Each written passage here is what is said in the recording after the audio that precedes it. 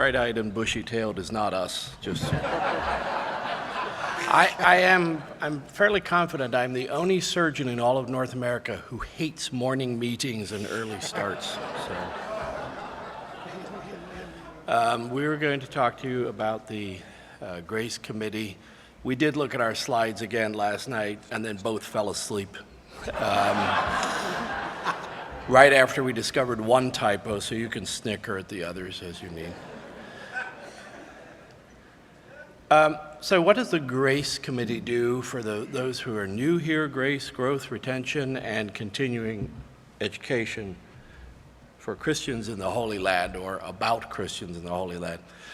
Depending on where we are, we talk about what's the continuing education part, and sometimes that means over there, Bethlehem University, the schools, etc. And sometimes it means here's our parishes, our friends, and so on and so forth. What we do in our current focus is to basically encourage and support all activities for growth and retention of the Christian population. You've heard some of this yesterday in Sir Tom's report as presented by Sir Sean.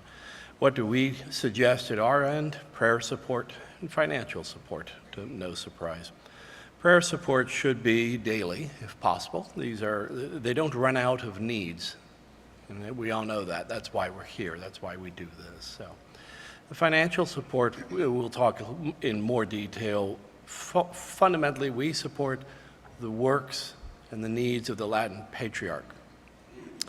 That includes specific projects that the LPJ identifies. It also can identify campaigns if they do that. And then also separately Bethlehem University, although that is a line item in the LPJ budget, as it were, and that they do need our support. It still all goes through the orders. Once you're on their mailing list, you'll see a spectacular amount of information from them, but you're trying to work through the orders so that we can be, as it were, credited for that.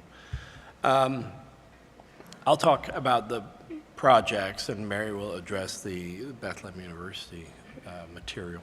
So this year, some of you remember from last year, we got to this point of having a list of projects defined ahead of time and to put some substance to, what are we supporting, trying to pick one of those and then support it. So, which is great, except this year, things are different.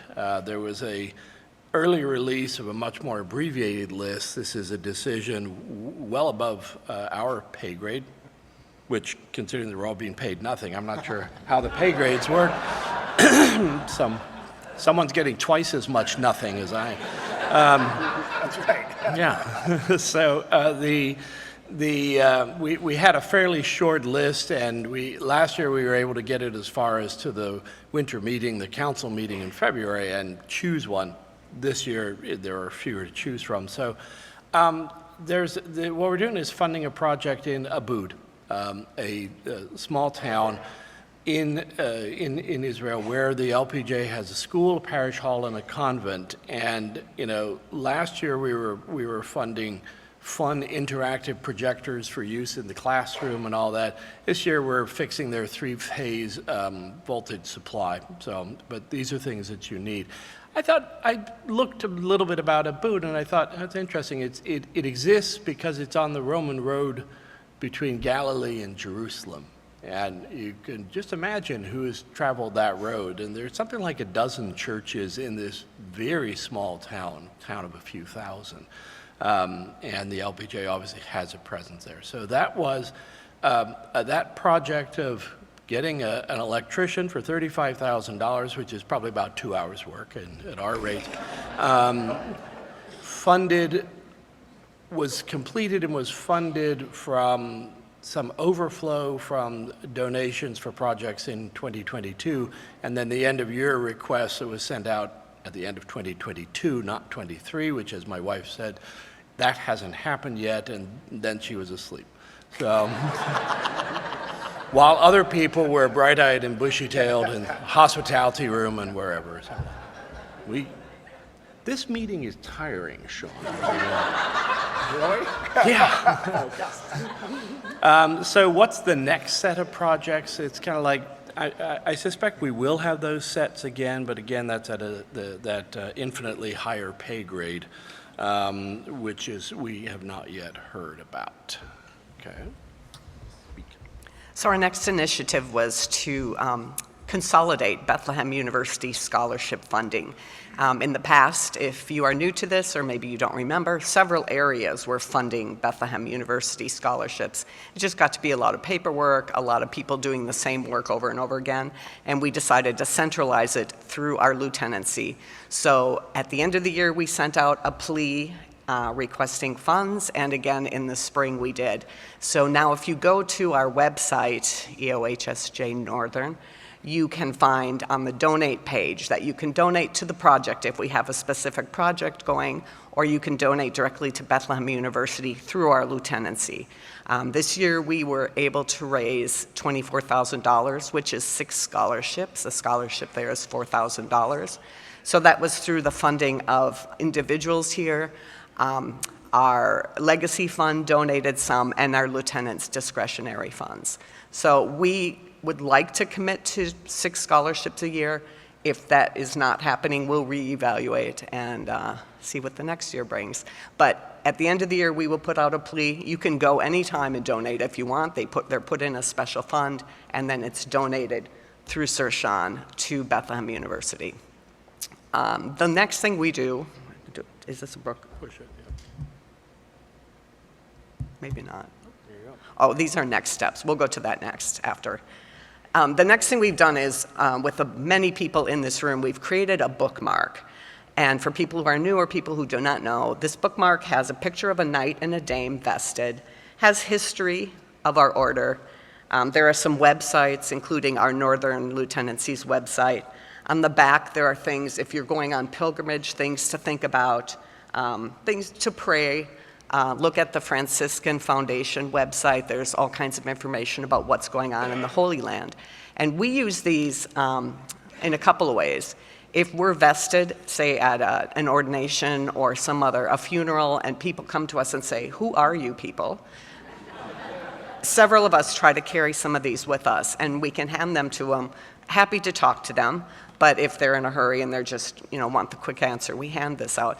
We've also used it a little bit as a recruiting tool for friends that we would like to ask. And there's a lot of information out there, but this gives you a really concise piece of something to hand them. And then they can start thinking, do we start talking to a priest and get you involved in this organization? So we will be in the back right corner at the first break with bookmarks to hand out if you'd like. Area counselors, we would love for you to have them and take them to your events and hand them out even more. We have 1,000 of them, so I think we're in good shape.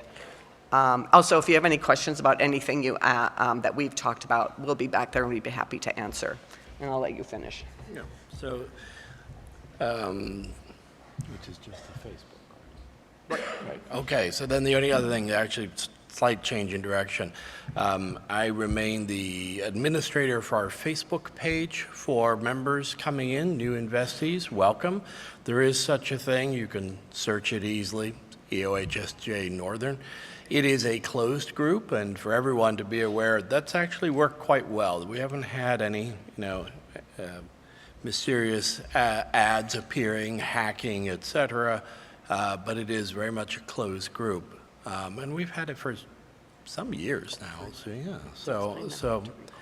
But one of the things about that is that you do have to send me a request to join, and then the tool that I use is the directory. The pumpkin directory. The holy directory. It's pumpkin now? Pumpkin colored. Great. The pumpkin spice latte directory of which I hate. So, but I need names, 2 things. One is I need the name that you're using to match what's in the directory. So if someone, named Bob Smith wants to join the Facebook group, great, Sir Bob, happy to have you here.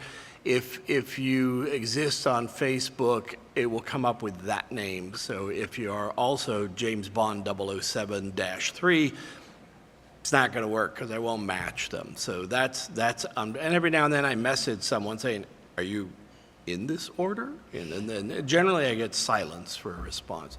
The other thing is it is closed, and by member request, it's the members. So if you have some good friends and you say, oh, you should see all about this fun group that we're in, and it's got a Facebook page, that's probably the most common thing that I turn down, is a request to be added to the list for someone who's not in the order. It takes me a while to figure out, are they? Because they all look very Catholic. But then you eventually figure, all right, Debbie Kopp is a great resource, including if you need to know if people are dead, ask her. So, is so-and-so actually in? Says, yes, that's a new person in some area. So great, so I'm happy to do that. And just remember those two things, okay? We can post. And you post. This content comes from you. And tell us about what's happening in your area, your events, your ordinations, your archbishop's birthday party, whatever you do. Go ahead, put it up there, okay? All right, thank you.